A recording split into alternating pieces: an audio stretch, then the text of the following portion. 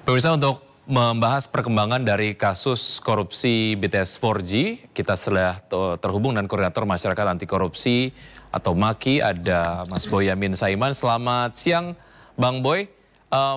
Kalau kita kemudian lihat dari kehadiran Menpora Dito di persidangan, apa yang nampaknya perlu digali oleh Majelis Hakim atas kehadiran dari Dito hari ini?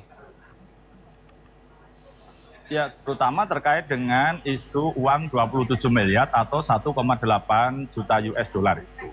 Jadi, apakah dia tahu, apakah pernah menerima, apakah pernah dia mengembalikan, hal-hal pertanyaan mendasar itu aja. Dan nanti kalau dia mengatakan tahu, ya berarti ditindaklanjuti. Kalau tidak tahu, ya mau tidak mau ya harus digali betul supaya ini ada rangkaian-rangkaian yang bisa menceritakan itu. Tapi kalau saya menduga mungkin Pak Dito akan menjawab tidak tahu menahu. Nah, itu yang menjadi tantangan bagi jaksa dan hakim untuk mengejar. Gitu. Karena sebenarnya jaksa bisa mengejar lebih jauh dengan dugaan siapa yang menyerahkan uang 1,8 juta US dollar kepada Magdir Ismail. Nah, Kejaksaan Agung sudah pernah aku minta untuk menelusuri keberadaan mobil yang mengantar, ditelusuri dengan model flashback, yaitu dicari CCTV yang ada di perempatan, milik Dinas Perhubungan atau milik Korlantas, sehingga dia nanti ketahuan mobil itu berangkat dari rumahnya siapa. Jadi nanti ini bisa didalami apakah mobil tersebut terkait dengan Dito atau tidak. Jadi ini sebenarnya kurang mantap kalau baru sekarang ini diajukan dengan alat bukti atau sesuatu bahan yang masih minim di kejaksaan. Dan kalau nanti hanya berharap pengakuan Dito ya susah sebenarnya karena tidak ada bukti lain, karena ini kan pemberian uang itu kan diduga dengan cara tunai. Bingkisan yang kemarin dikatakan Irwan atau Windy, 2 bingkisan itu nilai pertama adalah 20 miliar, yang kedua 500 ribu dolar Amerika, itu kan dikatakan hanya disampaikan.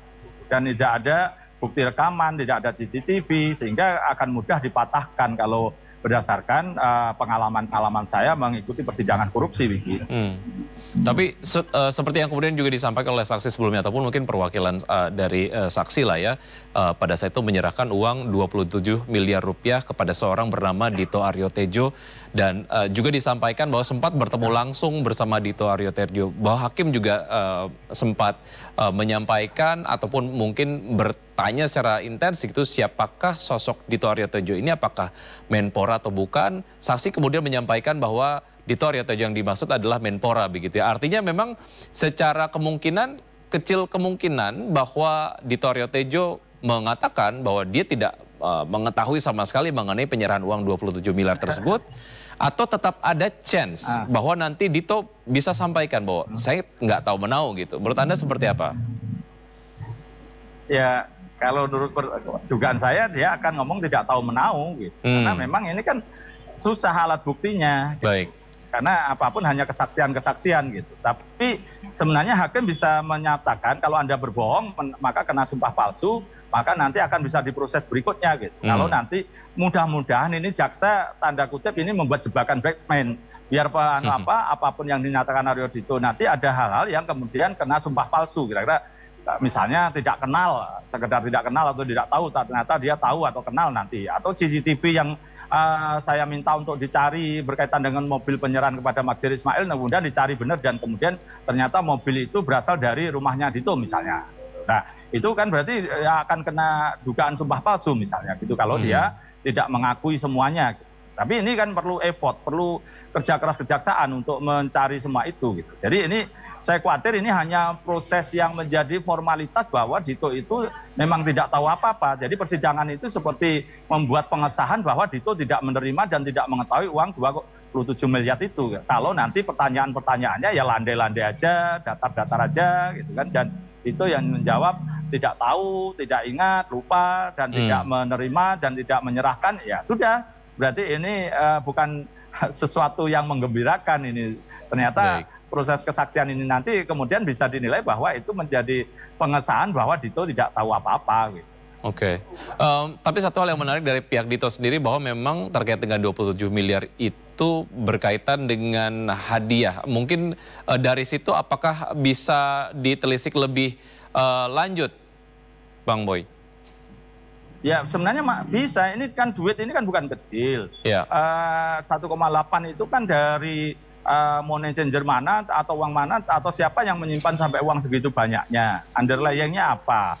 Warisan atau jual beli atau keuntungan atau dari menang main judi misalnya. Kan harus ada dasar-dasarnya. Kalau enggak kan berarti memang ada penyembunyian gitu. Yeah. Dan uang ini kan pernah di mana? Kalau uang itu bisa aja masih utuh misalnya gitu, belum dipakai apa-apa terus dikembalikan.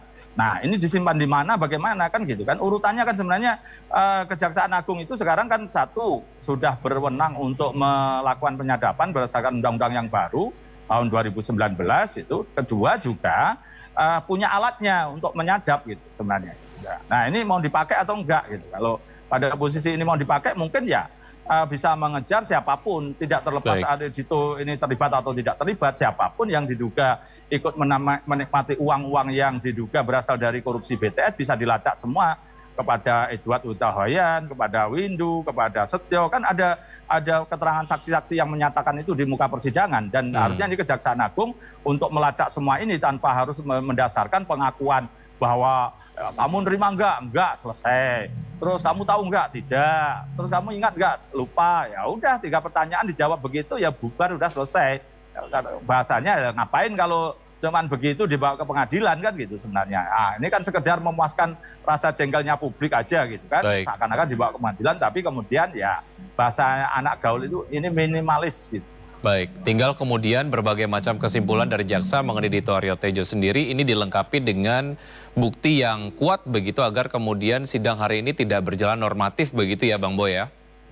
Iya, mestinya jaksa sudah harus punya persiapan yang matang gitu bahwa untuk melakukan pertanyaan-pertanyaan tanda kutip teknik memojokkan, teknik menjebak, misalnya pertanyaan diulang-ulang atau jawabannya bagaimana, konsisten atau tidak. Sebenarnya itu waktu penyidikan sebenarnya, tapi saya tidak tahu nanti hasil penyidikan dulu seperti apa, BAP-nya atau sekarang hari ini apa ya. Mari kita cermati begitu, apakah ini kemudian ada sesuatu yang menggembirakan bagi kita semua untuk penegakan hukum atau hanya menjadi formalitas seakan-akan menjadi pembenaran bahwa Dito tidak tahu apa-apa, tidak menerima uangnya gitu.